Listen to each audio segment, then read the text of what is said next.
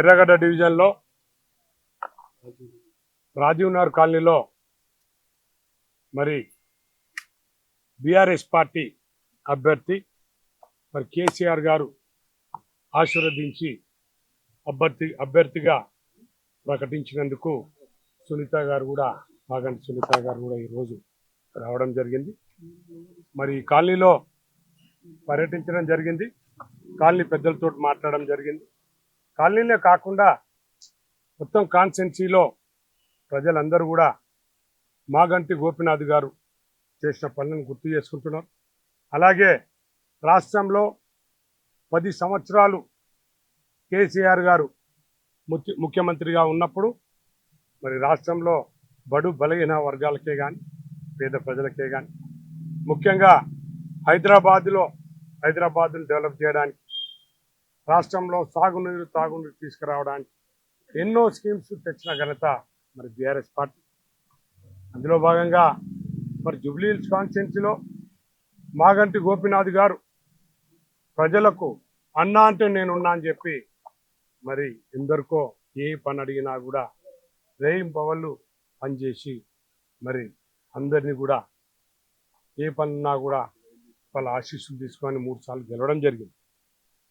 అదే కాకుండా Jubilee hills అంటే ఎవరే కానీ సంపన్నుల ఏరియా అనుకుంటారు రాష్ట్రంలో. హైదరాబాద్లో జూబ్లీ హిల్స్ కాన్స్టిట్యున్సీ అనేది సంపన్నులు తక్కువ ఉన్నారు, పేదవాళ్ళు ఎక్కువ ఉన్నారు, స్లమ్స్ ఎక్కువ ఉన్నారు. అటువంటి స్లమ్ములలో ఏ ఆపద ఉన్నా కూడా పనిచేసిండు మాగంటి గోపీనాథ్ గారు.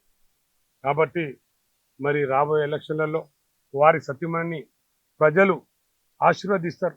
ఎందుకంటే మేము గత నెల రోజుల నుంచి ప్రజలలో తిరుగుతున్నాం. ప్రజలు చెప్పేది ఏంటంటే గోపన్నకు చాలా పనులు చేశారు, తప్పకుండా వారి సత్యమని మేము ఆశీర్వదిస్తాము. ఆయన చాలా పనులు చేశారు. ఎక్కడే కానీ చిన్న గల్లీలో రోడే కానీ వేసారు, డ్రైన్ వర్కే కానీ, వాటర్ ప్రాబ్లమే కానీ, కరెంటు ప్రాబ్లం ఏది లేకుండా చూసారు. అలాగే వారికి ఆశీస్సులు కేసీఆర్ గారి, కేటీఆర్ గారి ఉండే, హరీష్ రావు గారి ఉండే, ప్రతి ఒక్కరికి తెలుసు. కాబట్టి మరి ఈ కాన్స్టిట్యున్సీ డెవలప్ కావాలి, జూబ్లీ హిల్స్ కాన్స్టిట్యున్సీ డెవలప్ కావాలి అంటే తప్పకుండా మరి మాగంటి సునీత గారిని అత్యధిక మెజార్టీతో గెలిపిస్తారని చెప్పి మేము అనుకుంటున్నాం. ఎందుకంటే ప్రజలు దీవిస్తున్నారు. ఏడవైనా కూడా ఈ ప్రభుత్వాన్ని తిడుతున్నారు. ఈ ప్రభుత్వం వచ్చి 2 సంవత్సరాలు అయింది. మరి 6 గ్యారెంటీలు అన్నారు, 460 కమిట్మెంట్ ఇచ్చారు, ఏ ఒక్కటి చేసిందే ఏదో. అంటే ఒక బస్సు గురించి మాట్లాడతారు, ఉచితంగా మహిళలకు బస్సు ఇస్తామంటారు. మరి మీకు తెలిసి మధ్యన బస్సు ఫ్రీ ఇచ్చిన అంటున్నారు. 100 బస్సులు నడిచే ఏరియాలో 50 బస్సులు నడుస్తున్నాయి. ఆ 50 బస్సులు కూడా మరి మహిళలు ప్రయాణం చేసే పరిస్థితి లేదు. మరి మహిళలకు ఉచితంగా అన్నారు, మరి పురుషులకు ఈ రోజున మీ అందరికీ తెలుసు మన బస్ ఛార్జీలు పెంచి మహిళల ఛార్జీలు పురుషుల తీసుకుంటున్నారు. కాబట్టి ప్రజలందరూ కూడా చూస్తున్నారు. ఎన్నో కమిట్మెంట్ ఇచ్చారు, పేదవాళ్ళ గురించి ఎన్నో కమిట్మెంట్. ప్రతి మహిళకు 2000 రూపాయలు, 2500 రూపాయలు ఇస్తారు. మరి ఏమైనాయి 2500? ఎవరైతే ఇంతకుముందు పేదవాళ్ళు ఎవరైతే ఉన్నారో ఒంటరి మహిళలే కానీ, సీనియర్ సిటిజన్స్కే కానీ 2500 రూపాయలు మరి గౌరవ కేసీఆర్ గారు ఇస్తే 5000 రూపాయలు ఇస్తాను.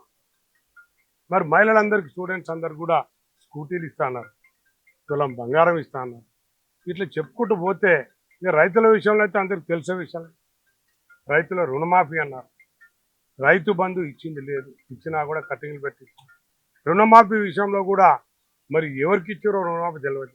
అలా చెప్పుకుంటూ పోతే పేదవాళ్ళకి ఎవరికే కానీ 200 యూనిట్లు ఫ్రీగా ఇస్తాను. ఎవరికి ఇచ్చారు? ఏం చేశారు? వాళ్ళు ఏమీ చేయలేదు. ఏ డెవలప్మెంట్ చేశారు? హైదరాబాదు ఈ రోజున మన దేశంలోనే కాదు ప్రపంచం చెప్పుకునే విధంగా మరి డెవలప్ చేయడం జరిగింది. ఐటీ సెక్టర్ అనుకోండి, మీరు ఇన్ఫ్రాస్ట్రక్చర్ అనుకోండి.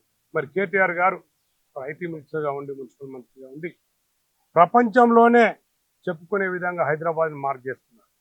మరి అలాంటి హైదరాబాద్ ఈ రోజున ఏమైంది? అంటే పేదవాళ్ళ మీద హైడ్రా అని చెప్పి, మూసీ నది సుందరీకరణ అని చెప్పి ఒక దిక్కు, మరి హైడ్రా అని చెప్పి ఇంకొక దిక్కు, వీళ్ళందరూ వచ్చుకుంటూ పేదవాళ్ళను మరి వాళ్ళ ఇళ్ళని భూస్థాపితం చేస్తారు. మరి పెద్దబాబులను ఎందుకు వదిలేస్తున్నారు మీరు? ఈ మధ్యన మీరు చాలా విషయాలు చేశారు. పెద్దవాళ్ళను పట్టించుకోలేరు. పేదవాళ్ళను హైడ్రా అని చెప్పి ప్రజలను మరి భయభ్రాంతం చేస్తున్నారు. ఇట్లు చెప్పుకుంటూ పోతే మరి హైదరాబాద్లోనే కాదు తెలంగాణలో కూడా మరి ఈ కాంగ్రెస్ ప్రభుత్వం చేసిందేం లేదు, ఈ ముఖ్యమంత్రి గారు చేసిందేం లేదు. ప్రజలందరూ గమనిస్తున్నారు. తప్పకుండా మరి జూబ్లీ హిల్స్ కాన్ఫరెన్స్ లో సునీత గారిని ఆశీర్వదించి అత్యధిక మెజారిటీతో గెలిపిస్తారని చెప్పి మేము అనుకుంటున్నాం.